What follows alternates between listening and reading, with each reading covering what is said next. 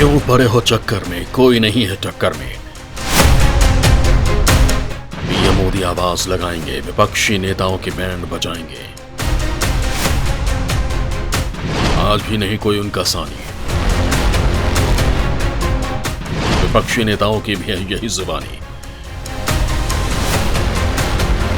दोस्तों, हाल ही में हुए विधानसभा चुनाव के परिणामों ने एक बार फिर साबित कर दिया कि भारत में अभी भी पीएम मोदी का कोई सानी नहीं है। वो उस छुट्टे सांड की तरह हैं जिनसे टक्कर लेने की किसी में कोबत नहीं है। जो भी उनके सामने खड़ा होने की कोशिश करेगा उसकी हवा निकल जाएगी। विधानसभा चुनाव में सत्ता आने का दावा कर रही पार्टियों के साथ कुछ ऐसा ही हुआ। जो पार्टियां पीएम मोदी का जलवा खत्म होने की बात कर रही थी, चुनाव परिणामों ने उनके वादे लगा दिए। अब ये सभी मुंह छिपाए फिर रहे हैं। चाहे कांग्रेस हो या समाजवादी पार्टी, जलवा न पहले कभी था न ही आगे कभी रहेगा। पीएम मोदी का डंका केवल हिंदुस्तान में नहीं बल्कि दुनिया में बज रहा है। चाहे अमेरिका हो या फ्रांस, ब्रिटेन हो या जापान, सबके सामने पीएम मोदी का सम्मान बढ़ गया है। हर जगह उनकी पूछ हो रही है। भारत के साथ संबंध बढ़ाने के लिए सभी देश आतुर हो रहे हैं। मोदी जी की इसी बढ़ते कद को लेकर बड़ा सवाल ये खड़ा होता है कि क्या आने वाले समय में देश की बागडोर उन्हीं के हाथों में रहेगी? क्या देश में उनके समान अब कोई और नेता नहीं होगा? क्या पीएम मोदी का मतलब भारत हो गया है? आज के इस वीडियो में हम इन्हीं सवालों के जवाब तलाशने की कोशिश करेंगे, तो दिल थाम कर बैठिएगा, क्योंकि हम आपको कुछ ऐसा बताने जा रहे हैं जिससे आप गदगद हो जाएंगे और मोदी जी के जयकारे लगाएंगे। तो चलिए शुरू करते हैं। पीएम मोदी का किसी के पास तोड़ है? क्या विपक्ष ने कर दिया है सरेंडर?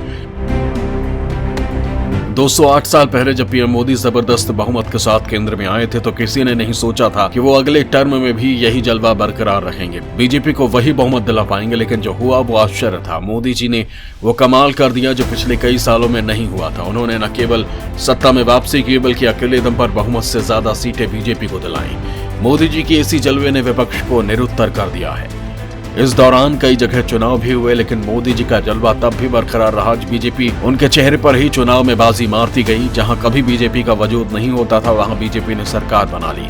बीजेपी की सीटों में यह अप्रत्याशित वृद्धि केवल मोदी जी के कारण हुई, लिहाजा बीजेपी का मतलब ही मोदी जी हो गया है। जिस पार्टी को आगे बढ़ाने की जिम्मेदारी कई नेताओं पर होती थी, वो सारी जिम्मेदारी मोदी जी ने अकेले संभाल ली। बीजेपी के सारे बड़े चेहरे उनके आगे गौड़ हो गए। जीत का मतलब ही मोदी कहा जाने लगा।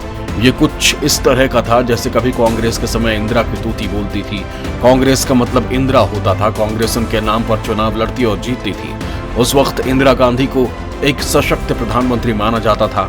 देश के लोग उन्हें अपने सिर आंखों पर बिठाते थे, उनकी पूजा करते थे, उनके शब्दों को पत्थर की लकीर मानते थे। आज मोदी जी को लेकर भी यही कहा जा रहा है। जनता से उनका एक भावनात्मक लगाव है जो उन्हें उनके दिल में बसाता है। मोदी जी जब पहली बार केंद्र में आए तो लोगों को लगा कि नेता किसे कहते हैं, प्रधानमंत्री की पावर क्या है, कैसे देश को दुनिया में मान सम्मान दिलाया जाता है, कैसे दुनिया में भारत का डंका बजाया जाता है और कैसे दुश्मनों को धोबी पछाड़ दिया जाता है। मोदी जी की इसी काबिलियत ने उन्हें सभी वर्गों का एक सर्वमान्य नेता बना दिया। आदमी चाहे तो हिंदू हो या मुसलमान, छोटी जाति का हो या बड़ी जाति का, सब मोदी जी के मुरीद हो गए, उनका गुणगान करने लगे, जिससे विपक्षियों की हवा टाइट हो गई। हाल ही में 5 राज्यों में हुए विधानसभा चुनाव में जब ये कयास लगाए जा रहे थे कि इस बार मोदी फैक्टर नहीं चलेगा, क्योंकि कोरोना महामारी से मची तबाही के बीच बीजेपी लगातार लोगों के निशाने पर थी।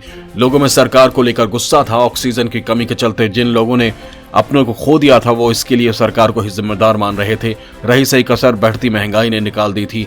हर चीजों के दाम दोगुने से भी ज्यादा हो गए थे। आटा, चावल, दाल, तेल, सबकी कीमत आसमान छू रही थी। 2 रुपए में मिलने वाली चीज 20 रुपए में मिल रही थी। पेट्रोल और डीजल के दाम भी नए रिकॉर्ड बना रहे थे। सरकार ने सिलेंडर पर मिलने वाली सब्सिडी भी खत्म कर दी थी, जिसके बाद राजनीतिक विश्लेषकों का कहना था कि बीजेपी के खिलाफ जबरदस्त एंटी इनकम्बेंसी है, लिहाजा उनकी सरकार का बनना मुश्किल है। लेकिन जब चुनावी नतीजे आए तो न सिर्फ उत्तर प्रदेश में बल्कि उत्तराखंड, गोवा और मणिपुर में बीजेपी और उसके सहयोगियों को जनता का भारी समर्थन मिला और बीजेपी के बम पर जीत हुई। उत्तराखंड में तो बीजेपी के सीएम तक चुनाव हार गए, लेकिन पार्टी में लोगों का भरोसा बरकरार रहा। इसके अलावा उत्तर प्रदेश में भी योगी सरकार के डिप्टी सीएम अपनी सीट सिराथू से चुनाव हार गए, लेकिन फिर भी पार्टी को बड़ा बहुमत देकर जनता ने फिर से सिंहासन पर बिठा दिया। ऐसे में सवाल उठने लाजमी है कि इतने सारे विरोधी मुद्दों की चुनौतियों के बावजूद बीजेपी की जीत के पीछे ऐसी कौन सी रणनीति थी जिसने एंटी इनकम्बेंसी के सारे समीकरणों को नकार दिया और बीजेपी को सत्ता का सिरमौर बना दिया। दोस्तों, इन सारे सवालों का एक ही जवाब है पीएम मोदी का प्रखर व्यक्तित्व जो जनता के दिलों में बसा है। सभी राज्यों में लोगों ने केवल और केवल मोदी जी के चेहरे पर वोट किया। उन्होंने ये नहीं देखा कि राज्य में सत्ता की बागडोर किसके हाथ में होगी। उन्हें तो ये मतलब था कि मोदी जी के हाथ में मेन कमान होगी और वो जो कहेंगे राज्य सरकार को वही करना होगा। दरअसल पीएम मोदी ने 5 राज्यों में हुए चुनाव में जबरदस्त कैंपेनिंग की, लोगों को बीजेपी सरकार की उपलब्धियां बताई, विकास की रफ्तार से उनको वाकिफ कराया, गरीबों को उनके लिए चलाई जा रही योजनाओं के बारे में बताया, भविष्य के भी सुनहरे ख्वाब दिखाए जिससे जनता बाकी सारे दर्द को भूल गई और बीजेपी को एक बार फिर सत्ता के चाबी सौंप दी गई। दोस्तों, इस चुनावी फैक्टर को आजकल मोदी इमेज के नाम से जाना जाता है। भारत की चुनावी प्रजातांत्रिक राजनीति में इस इमेज के क्या मायने हैं, कैसे ये इमेज बनी और कैसे इसने भारत के लोगों के राजनीतिक चयन को प्रभावित किया, मैं इसे आपको विस्तार से बताता हूँ। दोस्तों, चुनाव के वक्त ज्यादातर गांवों में लोग यही कहते मिले कि वो मोदी को वोट देने वाले हैं। मोदी और कमल ये 2 टर्म ऐसे थे जो लोगों के बीच काफी लोकप्रिय थे। इससे आप अंदाजा लगा सकते हैं कि इस चुनाव में नरेंद्र मोदी की इमेज कितनी ज्यादा सशक्त हो गई थी और कैसे ये लोगों की कल्पनाओं में रच बस गई थी। मोदी जी के साथ लोगों का ये कनेक्शन किसी भी जाति या धर्म या क्षेत्रीयता की भावना की सीमा से परे था। ये उस नेता और जनता के बीच ऐसा डायरेक्ट लिंक था जो उनमें व्यक्तिगत रूप से गहरे विश्वास के साथ जुड़ा था। विश्वास की ये पूंजी किसी एक वर्ग के लिए नहीं बल्कि सभी वर्गों के लिए थी।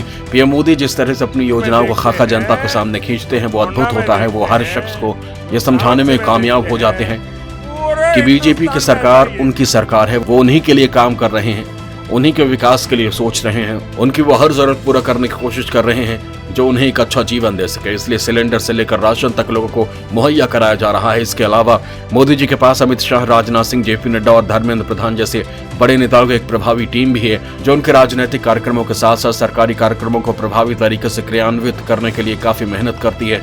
जनता को बताती है कि मोदी जी किस तरह भ्रष्टाचार पर लगाम लगाकर उनके विकास के लिए दिन रात मेहनत कर रहे हैं। लिहाजा जनता के मन में नरेंद्र मोदी की छवि एक ऐसे राजनेता के रूप में हो गई है जो नैतिक मूल्यों और भारतीयता का प्रतिनिधित्व करता है। आम जनमानस से जुड़ने के लिए ही पीएम मोदी मन की बात करते हैं, छात्रों को परीक्षा के टिप्स देते हैं, वैज्ञानिकों के अनुसंधान के वक्त उनका हौसला बढ़ाते हैं, सैनिकों का मनोबल बढ़ाने के लिए बॉर्डर पर पहुंच जाते हैं। ये सब ऐसा क्रियाकलाप है जो उन्हें दूसरों से अलग करता है। उनके योग करने से लेकर मंदिर जाने तक का जो अंदाज है वो लोगों को खूब भाता है।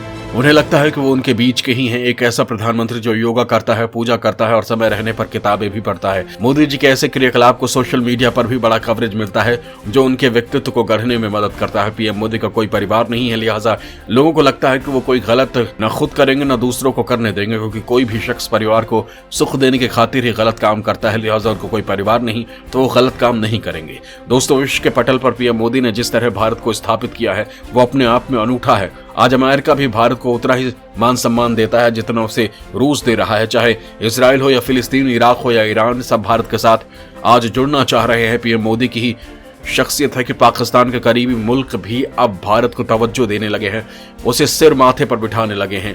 वास्तव में भारतीय लोकतंत्र में मजबूत और प्रभावी नेता के रूप में नरेंद्र मोदी की छवि ने उनके विश्वास की पूंजी को बढ़ाने का काम किया है। ये सभी विशेषताएं ऐसी हैं जो लोगों पर एक गहरा प्रभाव डालती हैं और चुनाव में बीजेपी को सत्ता के शिखर तक पहुंचाने का काम करती हैं। लिहाजा यह कहना अतिशयोक्ति नहीं है कि आज भारत का दूसरा नाम मोदी है। जय हिंद, जय भारत।